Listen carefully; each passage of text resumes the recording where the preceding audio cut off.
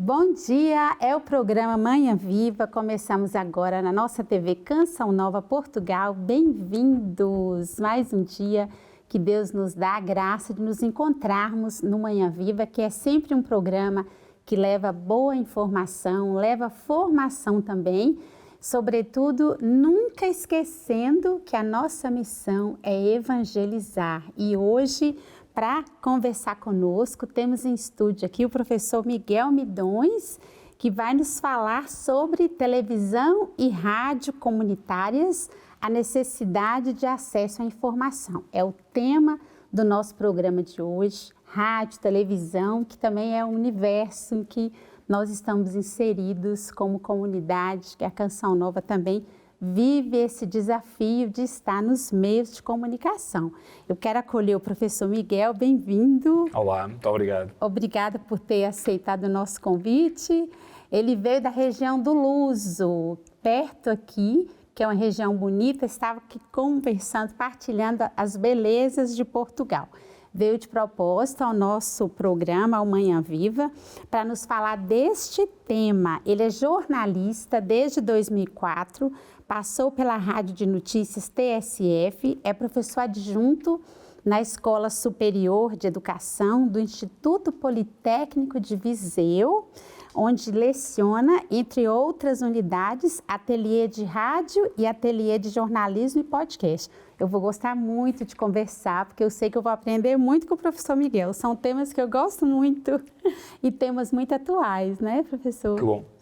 É investigador integrado no Centro de Estudos e Comunicação e Sociedade, no Instituto de Ciências Sociais da Universidade do Minho. Também é pai, é esposo, estava aqui contando também um pouco da família, que bom, não é? Estamos em família.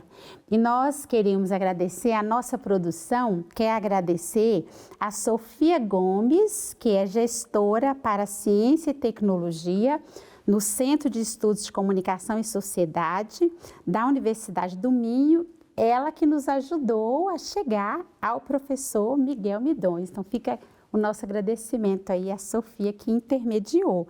Mas nós vamos fazer a nossa oração, sempre fazemos, antes de começarmos a conversa, pedindo a Deus que Ele nos abençoe.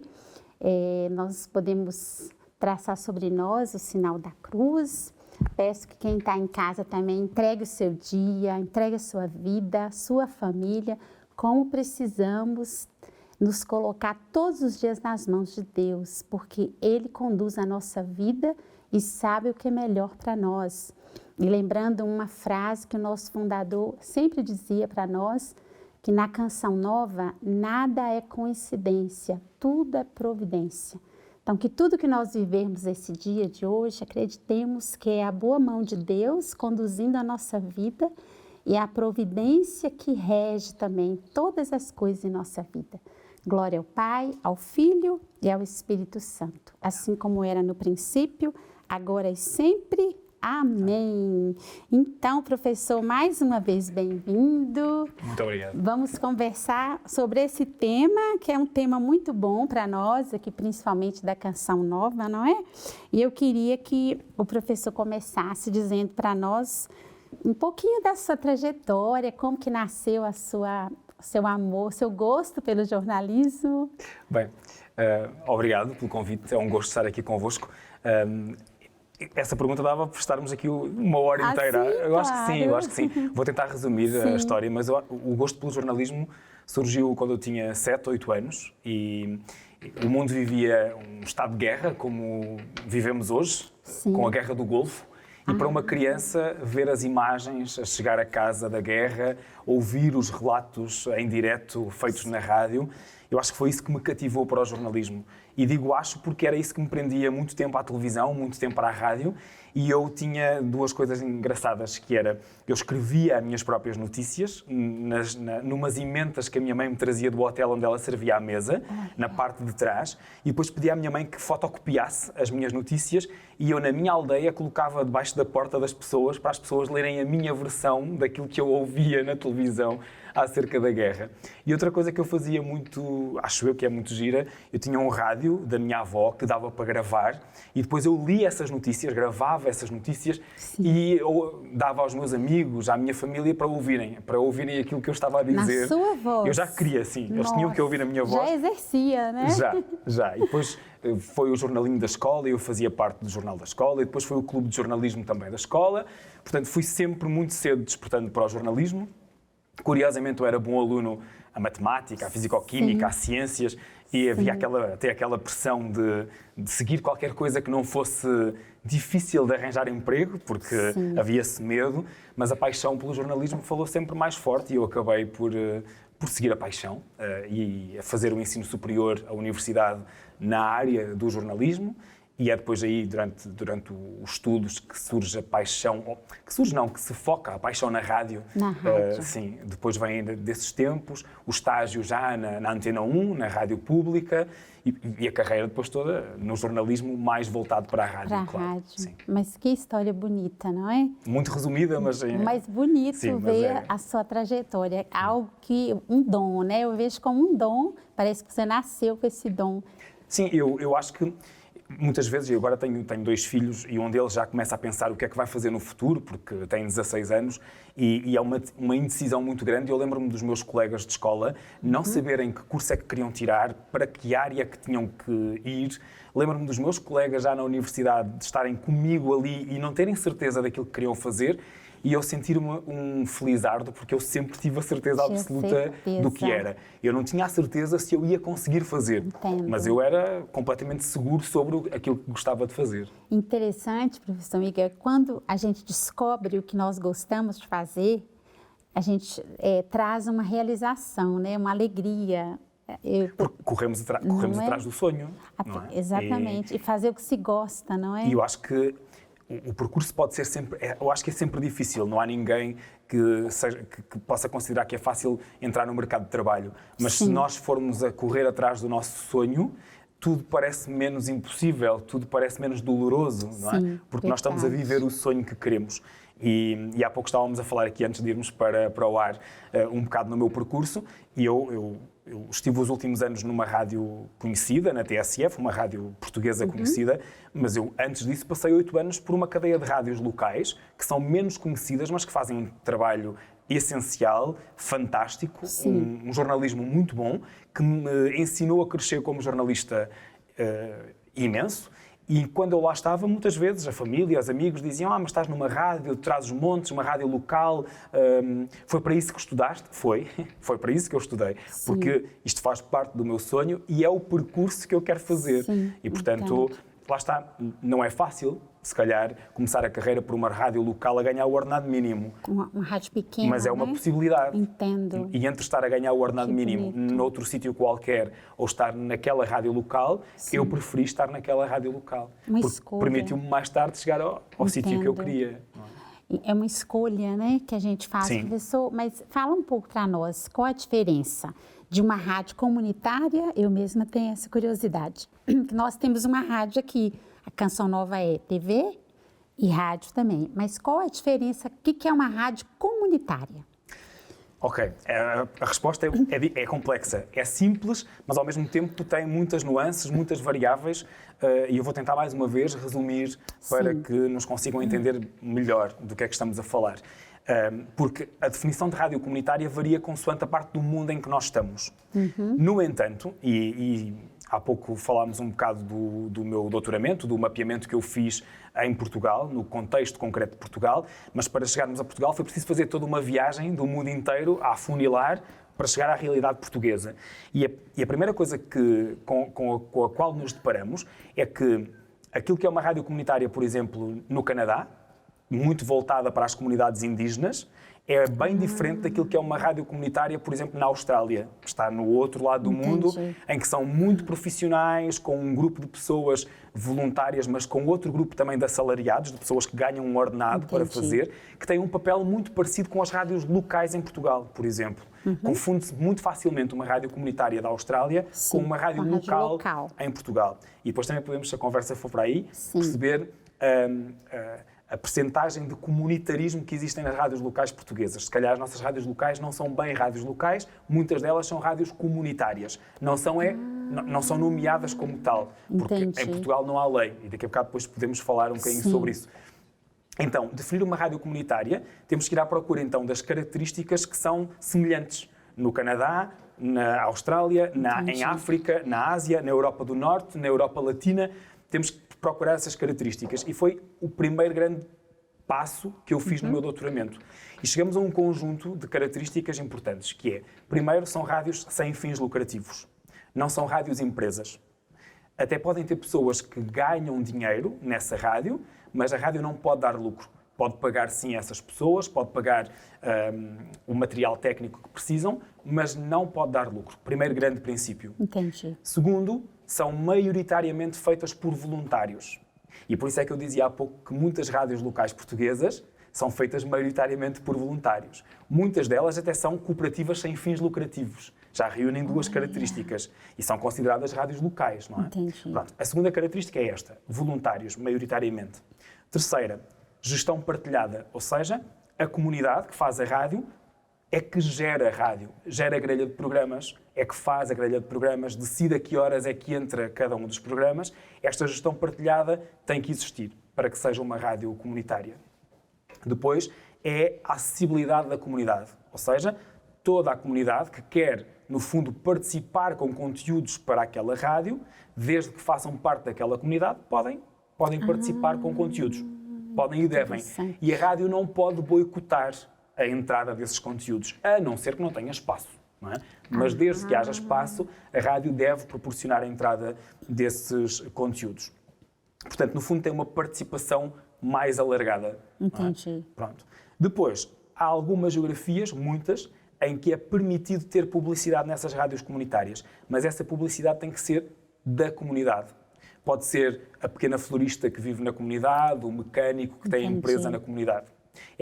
São as principais características que definem uma rádio comunitária. Sendo que a maior de todas, eu ainda não falei, mas que é a mais importante de todas, a mais importante. porque está muito inerente ao nome, não é? Que é, a rádio tem que nascer da comunidade. Tem que ser a comunidade sozinha que diz, nós temos falta de ter voz, nós não temos voz. Por exemplo, um exemplo muito específico. Uma comunidade cigana que acha que não tem voz nas rádios mainstream ou nas televisões mainstream. Então, dentro da sua comunidade, junta-se para, na comunidade, fazer nascer uma rádio que dê voz à comunidade cigana. E dei este exemplo concreto porque nós, em Portugal, nesse mapeamento que eu fiz, eu identifiquei ao início 36 possíveis rádios comunitárias e depois, mediante aqueles critérios que eu acabei de falar, fui excluindo algumas e cheguei a um grupo de 21. Olha. E dentro deste grupo de 21 há um projeto muito interessante que é o Radioactive 101, que tem em vários bairros, eu não queria chamar-lhes problemáticos, porque não são bairros, não são as pessoas que são culpadas deles serem olhados como bairros problemáticos. Entendi. E até acaba por ser segregador chamar-lhes problemáticos, mas são bairros onde são estas comunidades mais excluídas. Entendi. E num deles surgiu uma rádio feita pela comunidade cigana, para a comunidade cigana, por exemplo. Não é? Interessantíssimo. Sim. Este projeto tinha essa função de colocar as pessoas dessas comunidades a falarem para. Mas estas comunidades podem ser comunidades geográficas, como eu estou agora a dizer, não é? Que surgem em bairros, em freguesias, em regiões, em universidades. Portugal tem, por exemplo, uma presença muito grande de rádios comunitárias em universidades, mas podem ser comunidades imaginadas. O que é que são comunidades imaginadas? São comunidades que se juntam por interesses. Ou seja, há ali uma ligação cultural comum. Por exemplo, nós temos uma das 21 rádios que estão identificadas, é a Net Rádio Católica. E, por exemplo, o que é que une? Não é uma comunidade geográfica fixa, como é óbvio, não é? Quem é que faz aquela comunidade? Pode ser o imigrante português que ouve aquela rádio na Suíça. Aquilo que une aquele imigrante português que está na Suíça a outro qualquer português que está em Portugal, é a cultura comum, é o facto de serem católicos e de estarem a ouvir aquela rádio e de poderem até produzir conteúdos para aquela rádio, desde que sejam católicos, obviamente. Temos, por exemplo, mais ligada à música, a Rádio Radical, que é uma rádio de K-pop coreano. Olha. E aqui temos muita gente, não é? Temos portugueses que gostam de K-pop coreano, ou então um qualquer estrangeiro que apanha a Rádio Radical e queira fazer parte daquela comunidade porque adora aquele tipo de música. Portanto, há também estes dois tipos de comunidades. Logo, também há dois tipos grandes de rádios comunitárias. Já andei aqui a viajar imenso, não é? para a definição de rádio comunitária, mas a verdade é que é um assunto que tem vários traços em comum, mas não é fechado. Ou seja, eu próprio cheguei à definição de rádio comunitária portuguesa. O que é uma rádio comunitária em Portugal? Em Portugal. Em Portugal, uma vez que nós não temos lei, uma rádio comunitária não tem frequência em FM.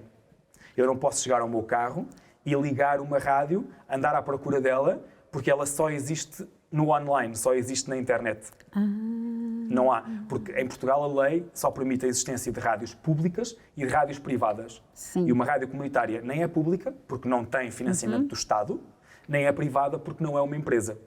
E então não tem a atribuição de uma frequência em FM. Entendi. E qual que é a diferença? A internet, a partir do que o professor também tem investigado, qual o potencial da internet para a televisão e a rádio comunitárias? A internet, em contextos como o português, é tudo. Porque se nós estivermos numa... Eu vou dar o exemplo concreto da minha vila, não é? Nós estamos no Luso, o Luso não tem uma rádio, não tem um jornal. Se eu quiser criar uma rádio comunitária no Luso, à volta dos interesses daquela comunidade, e o Luso é uma vila termal, tem potencial turístico, tem potencial ambiental, tem uma zona de mata protegida que é o Bussaco, uma montanha maravilhosa, e nós podemos, de facto, e tem ali uma história, uma tradição a preservar, e nós poderemos criar uma rádio comunitária no Luso para promover, no fundo, estes valores, esta tradição, esta cultura. Se o quisermos fazer, nós não conseguimos ter uma frequência em FM. Então, onde é que nós vamos divulgar, onde é que nós vamos colocar as nossas emissões? Na internet. E depois aqui há duas formas de o fazer. E as rádios portuguesas, umas fazem de uma maneira, outras fazem de outra, e algumas fazem das duas maneiras.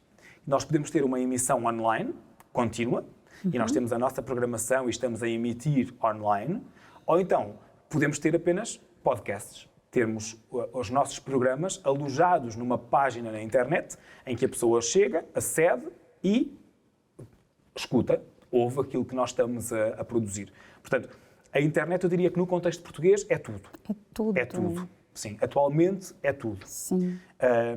Noutras geografias em que as rádios comunitárias estão mais desenvolvidas, têm frequência em FM, aí a internet é um complemento interessante, porque, sobretudo para aquelas comunidades que não são geográficas, não é? Entendi.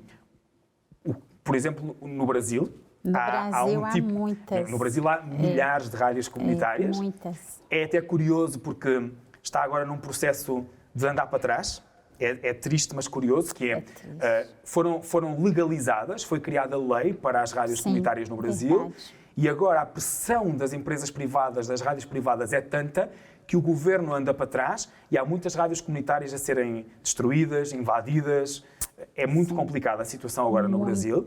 Mas eu ia dar um exemplo muito interessante, que são as chamadas as rádios poste. A rádio poste é muito típica nas favelas no Brasil. E a favela tem uma rádio para aquela comunidade que vive naquela favela. E onde é que eles emitem? Emitem no poste. Tem um altifalante e emitem para o poste, né? para a própria favela. Para a própria favela.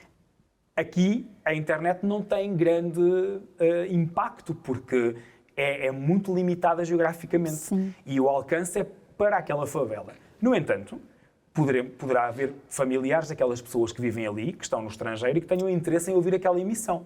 E aí a internet já se revela extremamente interessante, porque potencia que aquela emissão que está a ser enviada só para aquelas 2 ou 3 ruas daquela favela possa ser ouvida também no estrangeiro. Olha. Por quem está fora, não é? Pela diáspora. E isso pode ser interessante. Portanto, acho que a internet tem estas duas formas interessantes, não é? Sim. De ser tudo, como no caso português, ou de ser muito complementar, uma ajuda muito boa, quando existe uma possibilidade física de ter uma emissão.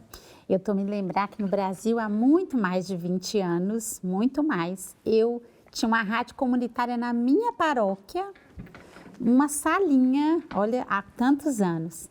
E nós ali, eu já produzi conteúdo, tô lembrando, era uma rádio comunitária, totalmente organizada pela comunidade, com voluntários também, sem receber nada. Eu fico pensando, no seu estudo também, professor, você estudou também a questão dos voluntários, não é? O que leva um voluntário a se doar num trabalho assim? Em muitos casos aqui em Portugal é a paixão pela própria rádio, pela forma de fazer rádio. Sim. E que eu compreendo muito bem, porque se formos à minha apresentação, eu apaixonei-me pela rádio no dia em que entrei no estúdio da minha faculdade e vi todos aqueles botões e o cheiro do estúdio. É uma coisa que não se explica muito bem. Não se explica. E, na verdade, há muita gente que se apaixona facilmente por essa forma de comunicar.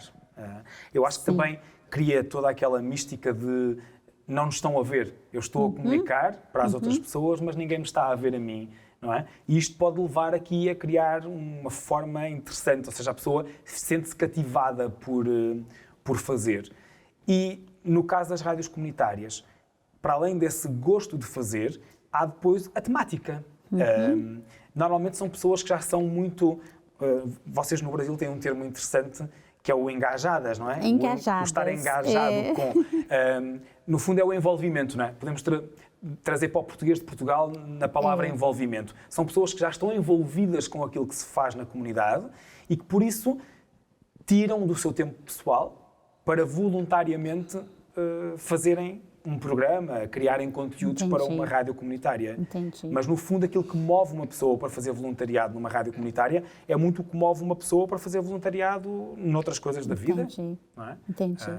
E o conteúdo, geralmente, qual é o conteúdo dessa... A gente está falando das rádios, mas tem televisões também, né? Tem. Não é perigoso? Em Portugal, não. Em Portugal, não. Ainda não. Professor Miguel, não é perigoso, fico pensando assim, esse conteúdo gerado autonomamente, podemos dizer assim, de ser um conteúdo nocivo, é o conteúdo no geral nessas rádios. Eu fico pensando, hoje a gente está preocupadíssimo com as fake news, com as notícias, Tem duas respostas interessantes. Com as más notícias. Tem duas respostas interessantes e gosto imenso da pergunta porque me permite ir a outra questão, que é... Sim. Porquê é que as rádios não estão legisladas em Portugal? Porquê é que nós não temos legislação para as rádios comunitárias? Se calhar porque não interessa. Quando falamos no problema do conteúdo perigoso, a quem é que chega o conteúdo das rádios comunitárias? Interessa que as comunidades tenham voz? Interessa que as pessoas possam livremente expor os seus problemas? Dizer o que está mal, o que as afeta? Quem é que não quer que isso aconteça? Nossa, entendi. Quem é que não quer que as pessoas tenham voz e que desde uma coisa tão simples como aquele buraco está ali na minha rua há 5 anos e ainda ninguém o tapou, não é? Porque uma rádio comunitária tem esse papel. Tem o papel... Tem essa liberdade, não é? Exatamente. Tem aquilo que na teoria, na literatura, se chama o empowerment das comunidades, não é? O empoderamento, a possibilidade de, através da comunicação, resolver uma situação. E nós sabemos que as rádios privadas, as rádios públicas, exercem um papel muito essencial na democracia, obviamente que sim, mas estão muito ligadas aos poderes, ao poder local, ao poder político, ao poder económico. As rádios comunitárias, como nascem dessa genuinidade das comunidades, em que toda a gente pode ter voz, elas não são silenciadas. E então é mais fácil que a discussão dos problemas que afetam as comunidades seja feita, mas essa discussão pode não interessar a quem governa, quer a nível local, quer a nível central. E por isso é que nós temos uma contradição, porque a União Europeia e a Comissão Europeia têm criado normativas nos últimos anos, e a Unesco, para impulsionar os governos a legislar as rádios comunitárias e as televisões comunitárias e a impulsionar os mídias comunitários. E no caso dos governos, vou falar no plural, no caso dos governos portugueses, não tem havido interesse nenhum em fazê-lo. A nossa lei da rádio é de 2010. A nossa lei da rádio tem 14 anos e não é revista há muito tempo.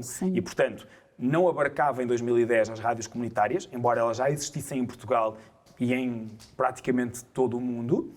E 14 anos depois, não é sequer sabido quando é que nos vamos estar a sentar para discutir esta lei e poder enquadrar as rádios comunitárias.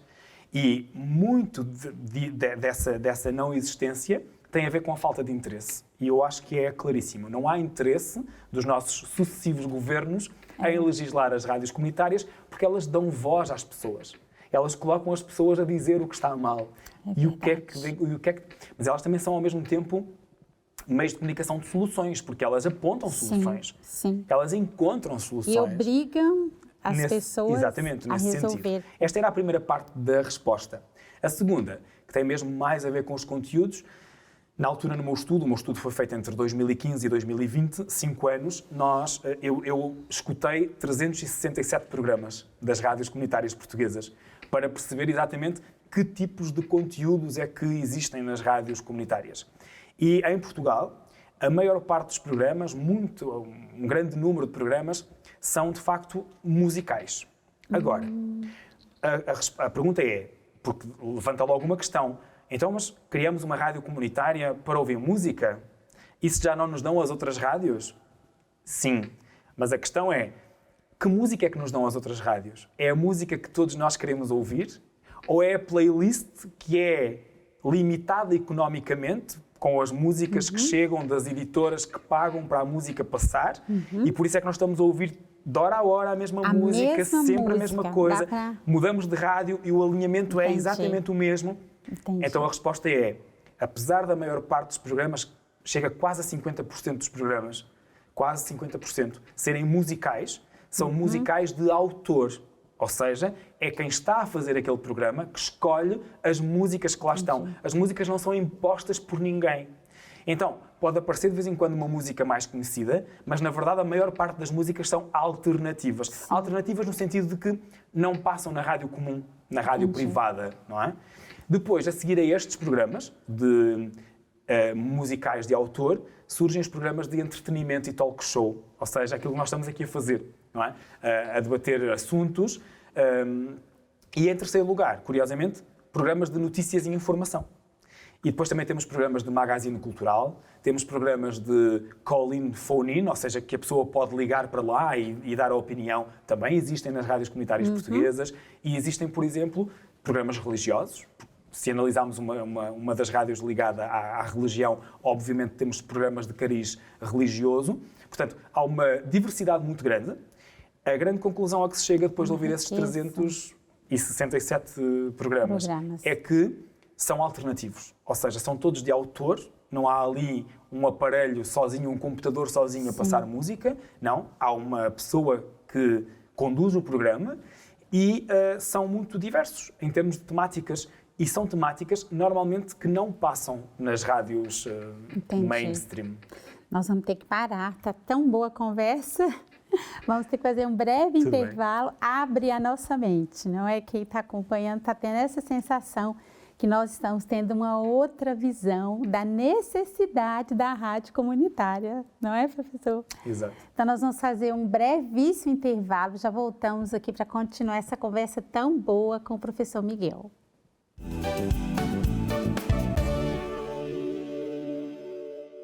Estamos de volta com o nosso Manhã Viva de hoje, conversando sobre televisão e rádio comunitárias, a necessidade do acesso à informação. Estamos conversando com o professor Miguel Midões. Ele é autor de várias publicações científicas, individuais e em grupo, na área das ciências e da comunicação.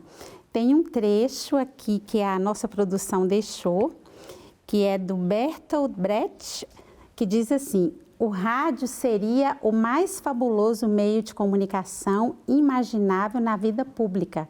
Constituiria um fantástico sistema de canalização se fosse capaz não apenas de emitir, mas também de receber. O ouvinte não deveria apenas ouvir, mas também falar. Não se isolar, mas ficar em comunicação com o rádio. A radiodifusão deveria se afastar das fontes oficiais de abastecimento e transformar os ouvintes nos grandes abastecedores. Comenta para nós, professor. Olá de novo. É um sonho, sim, né? E é fácil de comentar porque é aquilo que me apaixona na investigação da rádio. Eu sempre tentei perceber como é que a comunidade em geral pode participar nos mídia. mesmo sem serem comunitários, não é? Porque os próprios mídia privados e públicos deviam estar mais abertos à participação das pessoas. Mas a participação tem aqui dois níveis interessantes que há. Há uma participação passiva e há uma participação ativa. Quando a pessoa liga para o programa para participar e adivinhar se o prémio está na casa, se está na garagem, isto é uma participação passiva, porque a pessoa não constrói nada com a participação dela. Ou até mesmo quando a pessoa já vai um bocadinho mais além e participa num programa tipo Opinião Pública ou o Fórum da TSF ou a Antena Aberta da Antena 1, em que a pessoa dá uma opinião clara sobre um posicionamento político ou um posicionamento social, mas ainda assim, o que é que aquele meio de comunicação vai fazer com a participação daquela pessoa? Nada. Nada. Continua a ser uma participação passiva. Passiva. O que é uma participação ativa? Uma participação ativa é quando a pessoa cria conteúdo. A pessoa pode mudar alguma coisa com a sua participação. E a pessoa só pode criar conteúdo ou consegue criar conteúdo quando cria um programa. Quando, por exemplo, tem um programa numa rádio comunitária. Aqui a pessoa tem verdadeiramente uma participação nos e através dos mídia, porque consegue estar ativamente a construir alguma coisa. E, portanto, esta é a rádio idealizada por Brecht. É a rádio, em que o fazedor de conteúdo é aquele também que recebe o conteúdo. O auditório que recebe o conteúdo participa na produção de programas. Portanto, já nessa altura, embora não houvesse conceito de rádios comunitárias quando o Brecht escreveu essa frase, já era isso que ele idealizava. Era uma participação ativa das pessoas, portanto, um meio de comunicação social mais aberto à criação de conteúdos por parte das pessoas. A rádio pública faz isso um bocadinho melhor, que é, apesar de ter programas todos muito estruturados por gente profissional, e atenção, eu sou um profissional dos média, não é? Sim. Eu trabalhei durante muitos anos, durante 20 anos, a criar conteúdos em rádios privadas e, portanto, eu sou um profissional dos média. Mas a rádio, enquanto numa rádio privada é muito difícil que uma pessoa, por exemplo, que tenha uma investigação numa universidade, consiga ter um programa nessa rádio para divulgar essas investigações, já é mais fácil que exista um horário na rádio pública. A rádio pública, por vezes, já tem uma abertura maior para outro tipo de conteúdos. Ainda assim, longe daquilo que fará ou pode fazer uma rádio comunitária, não é? Que aí sim não há propriamente uma barreira de conteúdos. A pessoa pode produzir conteúdos.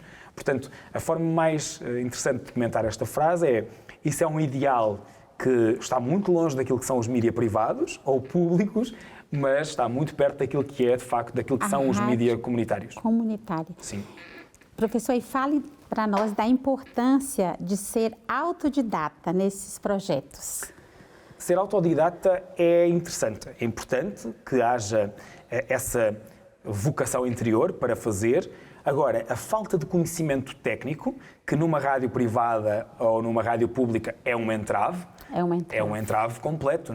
Ninguém está à espera que uma pessoa que queira fazer um programa não saiba depois criar um guião para o programa, não saiba que tipo de linguagem deve utilizar, fazer a edição de som do seu próprio programa. Numa rádio comunitária isso não deve nem pode ser uma barreira, porque os voluntários têm que, no fundo, se ajudarem uns aos outros. Ou seja, qual é que é o espírito de uma rádio comunitária? A pessoa, normalmente, que está por detrás da gênese, do nascimento daquela rádio comunitária, vai procurar essa formação de forma natural. Ou já a tem. Eu agora, se construísse uma rádio comunitária, eu sei escrever textos jornalísticos e não jornalísticos, eu sei editar som, eu sei editar vídeo, portanto, eu sei alojar um podcast numa plataforma Eu seria, à partida, o primeiro cérebro que vai formar quem se quiser juntar a mim. A partir do momento em que alguém se junta a mim, essa pessoa recebe os conhecimentos e passa a ser um formador, com aspas, não é? Um formador informal daqueles que vierem a seguir. E é isto que acontece nas rádios comunitárias. Só precisa de existir a vontade de fazer. A pessoa chega e diz: eu quero ter um programa, mas eu não percebo nada de rádio, mas eu quero muito falar sobre este assunto. Quem lá está vai ajudar a formar essa pessoa, vai-lhe dar conhecimentos de escrita de texto, de construção de guião, de edição de som. E algumas rádios, curiosamente, também dão a nível da colocação da voz, da dicção, da entoação, do ritmo, muito embora, na parte teórica, isso não seja uma necessidade. Enquanto existe um perfil numa rádio privada que a pessoa tem que falar daquela maneira, por exemplo, em Portugal, nós temos uma riqueza cultural de regionalismos na forma de falar e quando vamos para uma rádio privada ou para a rádio pública tem que ser o português padrão. Temos que falar todos sem sotaque, sem a nossa característica regional. Numa rádio comunitária, isto não pode ser um entrave à entrada da pessoa numa rádio comunitária. Não é? A pessoa pode falar com sotaque alentejano, isso não tem que ser um impeditivo de entrar naquele meio. Há uma diversidade enorme. A diversidade é maior, mas há uma riqueza também enorme, né? Sim. É como se preservasse assim, um pouco a identidade. A identidade é preservada na íntegra. A identidade é preservada. Sim. Outra coisa que também existe é o amadorismo dos programas, ou seja, há espaço para errar, há espaço para fazer diferente. Não é para fazer pior, porque o que é, no fundo se na rádio comunitária pode vir qualquer pessoa e se pode abordar qualquer assunto, também não pode existir um nível esperado de qualidade como existe numa rádio privada ou numa rádio pública, não é? E, portanto, não podemos dizer que aquele programa não tem qualidade porque a pessoa é amadora. Não, nós sabemos que a pessoa é amadora e, portanto, aquele programa tem a qualidade correspondente àquilo que a pessoa consegue fazer. Ou seja, é quase como não está sequer em avaliação aquilo. Não podemos olhar para aquilo a avaliar dessa maneira. Não é? Interessantíssimo. E o que tem levado as televisões a perderem espaço para a internet? Porque a gente sabe que mudou muito. Está tudo a mudar, não é? Está tudo a mudar. O perfil de quem assiste, quem acompanha a televisão. Pouquíssimas pessoas hoje. Eu acho que nós muitas vezes também não paramos para pensar em nós próprios, que é, nós também estamos a mudar. E faz-me lembrar, por exemplo, quando nós entramos na Covid-19 e tínhamos que dar aulas online, eu tinha colegas nas primeiras reuniões muito indignados porque os alunos não estavam atentos durante as aulas. E eu disse, não estão atentos, é normal. Nós temos blocos na universidade, temos blocos de 3 horas de aulas. Quem é que aguenta 3 horas a olhar para um computador? Eu, que sou professor, e não aguento. Olha. E, portanto, eu tenho que me colocar no lugar do outro e eu próprio tenho que me analisar. Se eu estou numa reunião ou num seminário, 1 hora, e ao fim de 30 minutos eu já estou a responder a e-mails, a fazer alguma coisa em paralelo, eu também não aguento. Então, os meus alunos não vão aguentar. Sou eu que tenho que mudar a dinâmica das minhas aulas, não posso ser eu a mudar os meus alunos. Eles não vão mudar. Agora, fazendo a analogia para a televisão, para a televisão ou para a rádio, é exatamente a mesma coisa. Só que a rádio tem sido mais inteligente. Permitam-me a expressão e eu já explico onde é que eu quero chegar com isto. Hoje em dia temos uma sociedade, e há estudos que mostram isto, que a sociedade, sobretudo os jovens, não aguentam mais de 8 a 10 segundos a ouvir uma coisa. As próprias músicas... Segundos. As músicas estão a ser construídas e a mudar o ritmo a cada 8, 10 segundos para captar a atenção. As músicas, para captar a atenção dos jovens, estão a mudar o ritmo a cada 8, 10 segundos. Então é muito difícil que um jovem, hoje em dia, ouça um debate sobre as eleições europeias durante 1 hora inteira, sem desligar.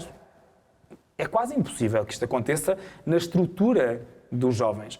Nós não vamos mudar milhões de jovens. Nós vamos ter que mudar a forma de fazer. E é muito difícil. Eu, por exemplo, quando estou a dar reportagens multimédia na cadeira de ateliê de jornalismo e me perguntam quanto tempo é que tem que ter o vídeo? E eu digo sempre a mesma resposta, que é, supostamente, para o online, não tem barreira de tempo. Agora, tendo em conta as pessoas que nos vão ver, não mais que 2 minutos. E os próprios alunos ficam, 2 minutos é pouquíssimo. E eu começo logo a questionar, qual de vocês é que vê um vídeo com mais de 2 minutos? Vamos ensaiar. E coloco-lhes uma grande reportagem, muito boa à frente, que tem 20 e tal minutos, meia hora. E são muito raros aqueles que chegam ao fim. Portanto, eles não conseguem aguentar. Não aguentam aqueles conteúdos durante tanto tempo. Isto é a sociedade que temos pela frente. Então, por isso que a televisão são realmente programas mais extensos, né? Exatamente. Onde é que a rádio ganha? A televisão perdeu, porque... Nossa, deixa eu acompanhar seu raciocínio. Claro. Eu falo muito, peço desculpa. Vamos acompanhar, quem está em casa, o raciocínio do professor Miguel.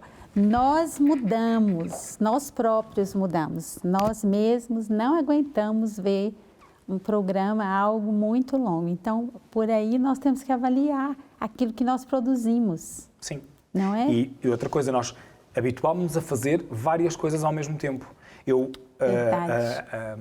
a guerra maior que tenho em casa com os meus filhos é precisamente o facto de muitas vezes estarem sentados em frente à televisão com o telemóvel na mão ou com o iPad e eu tenho que dizer, desliga uma das coisas. Sim. Eu tenho que forçar a que eles estejam atentos só a uma das coisas. Sim. E isto acontece-nos, mas ao mesmo tempo eu penso, eu estou a dizer isto, mas eu já fiz igual. E a mim acontece-me a mesma coisa. Nós adultos, Eu estou a ver uma coisa na televisão e pego no telemóvel para ver se chegou mais um e-mail, para ver se nas redes sociais alguém comentou o que eu acabei de publicar. A minha atenção está sempre partida. Falta-me só dizer onde é que a rádio está a ganhar à televisão. Entendi. Ou a ser um bocadinho mais inteligente que a televisão. A rádio tem o apoio dos podcasts. Hoje em dia, há muita gente que não ouve rádio no carro, mas que depois ouve aquele podcast que afinal é um conteúdo da rádio que está em podcast. E as televisões podem também, eu acho que já estão devagarinho a começar a apostar nisso. Eu próprio, há 2 programas que eu via na televisão e que eu agora já não vejo, porque ouço em podcast. Eles são completamente adaptáveis a podcast. Ao rádio, então. E, portanto, eu, sim, tenho a minha seleção e costumo ouvi-los em podcast. Deixei de os ver na televisão. Sim. E, portanto, porquê? Porque eu tenho muito pouco tempo com a minha vida para me sentar a ver televisão. Mas eu, só na minha viagem para a universidade, eu tenho 1 hora para cada lado todos os dias. E então, dá-me jeito ir no carro com os dados móveis ligados, no Spotify, a ouvir aqueles programas que eu já vi um dia na televisão. Mas que agora são... Sim, exatamente. Aproveitar o pouco tempo que se tem. A sociedade mudou muito e eu não estou a dizer que mudámos para melhor. Não, eu por acaso não acho que tínhamos mudado para melhor. Verdade. Eu acho que estamos a perder muito com esta mudança. Mas, na verdade, enquanto meios de comunicação social, nós temos que olhar para a mudança e adaptarmos nós, porque não vai ser a sociedade que se vai adaptar a nós. Então, o desafio para as televisões seria produzir um conteúdo interessante, conseguir passar a mensagem, né? Cada programa tem um objetivo, tem algo que ele quer veicular e passar a mensagem, mas num tempo menor. Num menor tempo. E depois com o apoio de outro tipo de conteúdos. Por exemplo, no Congresso de Jornalistas que decorreu em janeiro, em Lisboa, um dos painéis era para perceber, e foi feita esta pergunta às pessoas que estavam nos painéis, se era possível fazer reportagem no TikTok. À partida, para um jornalista, a resposta é imediata. Não. A reportagem é um conteúdo com substância, que leva tempo. E o TikTok está com uma péssima fama, eu não é? Eu sou especialista em reportagem e, portanto, muito da minha prática jornalística foi em reportagem e, à partida, eu devia ter que dizer que não. Mas eu não consigo dizer que não. Porque o TikTok está aí e é a rede social mais utilizada pelos jovens. Verdade. Se eu quero despertá-los para o meu conteúdo informativo, eu tenho que saber como é que eu vou moldar a reportagem a um TikTok. Um TikTok. E aquilo tem um tempo limitado? Tem, mas eu consigo, porque os jornalistas treinam para isso. Para dar, então, os de rádio, dar muita informação em pouco tempo. Eu tenho que saber dar muita informação no tempo que aquele TikTok me permite e tenho que saber estar lá. Tenho é que saber fazer. Eu estagiei em 2004 na Antena 1 e eu tinha um computador e era estagiário, porque havia muitos colegas jornalistas que escreviam as notícias à mão. Em 2004, negavam-se a escrever num computador. Não sabiam cortar um som. Hoje em dia é impossível, não é? Já não passa na cabeça de ninguém. Estamos na mesma fase, mas com as redes sociais e com o TikTok. Entendi. Parece que estamos a criar uma negação perante uma coisa que nós não vamos conseguir mudar, está lá. Então, se já está lá, é melhor que eu saiba fazer lá do que deixe que quem produz, por exemplo, notícias falsas se aproveite da situação para promover só notícias falsas. Portanto, eu acho que nós temos que nos adaptar, de facto, a uma realidade que não é bonita, não é interessante. Sim. Eu não gosto dela, mas é a realidade que temos. É o que temos. Exato. E é onde precisamos entrar para ajudar também na formação desses jovens, né, sem dúvida, professor? porque depois aqui entramos no campo, porque por acaso é outro campo que eu investigo, que é a literacia mediática, a educação para os mídia e a literacia mediática, e dou formação, faço parte da Associação de Literacia para os Mídia e Jornalismo, e nós damos formação a professores do ensino básico, para depois eles sim trabalharem os conteúdos dos mídia com os alunos. E é muito importante. Então, se estes alunos estão lá no TikTok, eu vou ignorar o TikTok? Não posso. E deixar? Não posso, porque eu tenho que aproveitar o meio para dar educação para os mídia, para que eles ganhem a literacia e quando estiverem perante uma notícia, saberem que é uma notícia, quando estiverem perante uma informação falsa, saberem que é uma informação falsa, e não mas que se mascara de notícia. E eu tenho que lhes dar essas ferramentas. E se o TikTok for um caminho, vamos lá. É verdade. Eu fico pensando, os pais que estão nos acompanhando agora, pais e avós, que estão em contato com os adolescentes, os jovens, né? Às vezes nós não vemos caminho para tirá-los de lá. E o medo também do conteúdo que eles veem, né? Mas eu vejo aí o professor trazendo uma luz, né? Nós temos que entrar com o que é bom lá nesses meios, onde nós não vamos conseguir mudar a realidade, né, professor? Não vamos. A realidade é impossível de mudar. É impossível mudar. Mas podemos fazer, ter ações concretas que visem, no fundo, elucidar para a situação. Mostrar, e eu tenho esse dilema, eu há pouco disse, não é? E volto a dizer, tenho 2 filhos adolescentes e, portanto, estão expostos a isso tudo. Eu também tenho uma. E eu tenho que lhes dar as ferramentas para que eles consigam perceber o que é interessante daquilo que eles ouvem e veem, o que é que tem que ser descartado. Porque vai desaparecer na mesma. Eles têm é que perceber que pode e deve ser descartado. Sim. Eu queria que o professor falasse um pouco sobre os podcasts, que hoje a gente vê muito, né? A gente mudou o formato dos programas e entrou aí a questão do podcast, que está em todo lado, né? Ele é um tipo de programa que é para o rádio, mas também para a televisão. E qual a diferença que o professor vê nesse tipo de programa? E é interessante a pergunta e vai ao encontro daquilo que estivemos aqui a falar. Nós este ano em Viseu criámos uma cadeira, no curso de Comunicação Social, criámos uma cadeira de podcast. E eu tive a ideia de criar a cadeira, mas a pessoa que chamei logo para trabalhar comigo essa mesma disciplina foi a minha colega do vídeo, que dá multicâmara em estúdio, que dá edição de vídeo, que se chama Teresa Gouveia, já agora, e a Teresa aceitou o desafio e veio trabalhar a cadeira comigo, e temos feito um trabalho que eu acho que tem sido bonito, porque o podcast, apesar de valorizar o áudio e ter nascido pelo áudio, esta geração nova, ela quer vídeo. E ela prefere estar a ouvir e a ver ao mesmo tempo. Então, a princípio, era só áudio, podcast. O podcast, ao início, era só áudio. Era só áudio. Mas a verdade é que nós fizemos um inquérito logo aos nossos alunos, todos de comunicação social. Tivemos 112 respostas. E nestas 112 respostas, numa escala de 0 a 5, eles valorizam a existência do vídeo em 4,3, ou seja, dão muita importância a que haja um vídeo associado a cada episódio. Agora, nós podemos ser inteligentes, mais uma vez. Qual é que é o interesse de eu ter um episódio, por exemplo, de 20 minutos, de qualquer assunto em podcast, e ter o vídeo que é meramente a filmagem da gravação daquele episódio?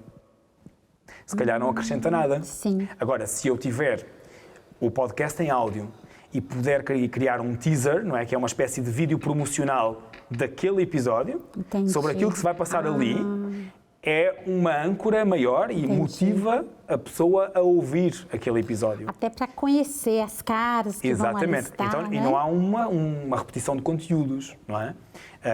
Agora, o que é que fascina, e é por isso também, acho que a pergunta ia por este caminho e eu desviei um bocadinho, é a questão de nós podermos ouvir quando queremos, onde queremos, a sua experiência, o que queremos, contou, né? não é?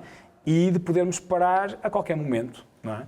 Eu ouço podcasts que têm 1 hora, cada episódio. Agora eu ouço 1 hora seguida, só se estiver na viagem para o trabalho. Porque normalmente não, estou em casa, estou a cozinhar, estou a ouvir o podcast, a comida está pronta, podcast em pause e vamos todos jantar. Volto para a cozinha, está na altura de arrumar, estou a arrumar a cozinha, estou a limpar e estou a ouvir o resto que falta. Não é? E não se perde conteúdo, dá esta portabilidade, esta adaptabilidade. E acho por isso é que o conceito também é tão ganhador. Sim.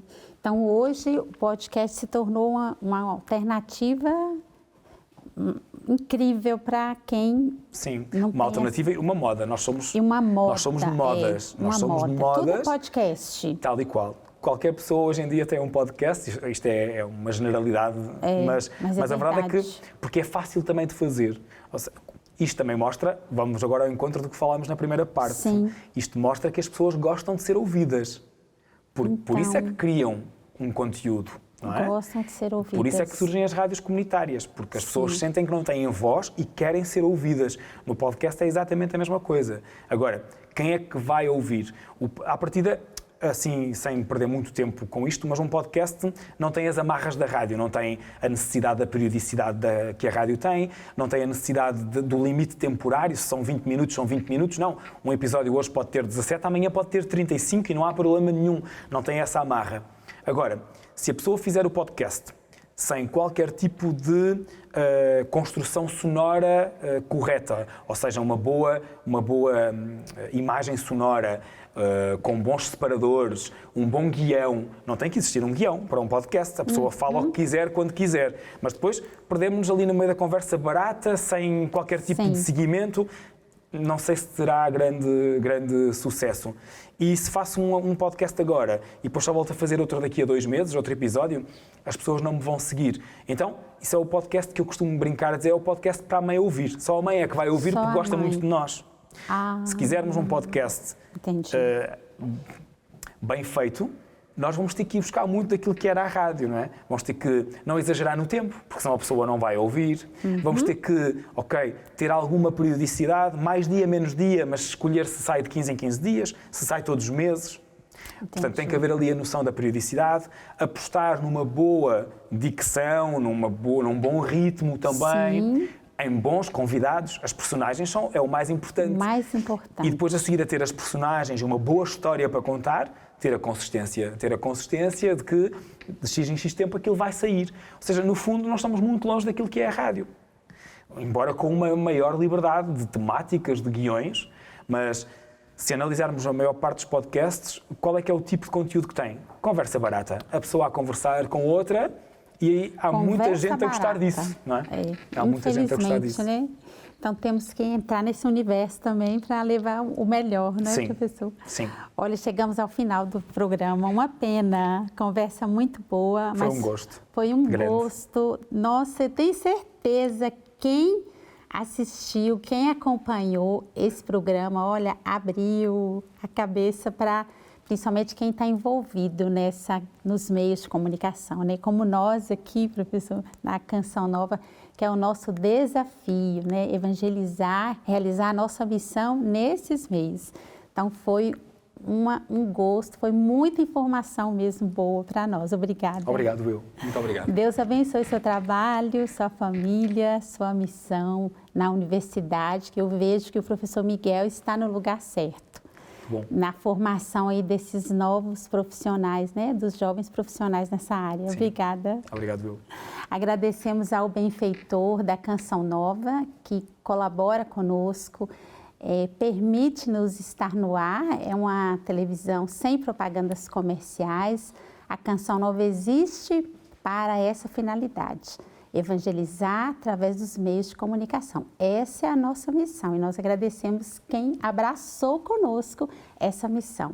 Que Deus abençoe você, o seu dia. Esse programa fica gravado no YouTube da Canção Nova Portugal, lá uma playlist do Manhã Viva.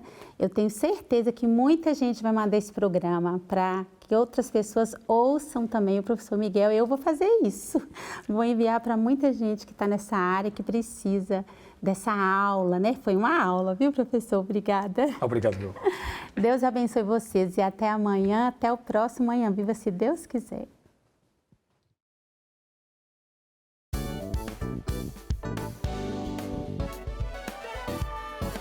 Se gostou deste programa, clica aqui na nossa playlist aqui em baixo para ver outros episódios. Se ainda não subscreveu o nosso canal do YouTube, faça-o já clicando neste botão aqui do lado e será logo o primeiro a saber todas as novidades.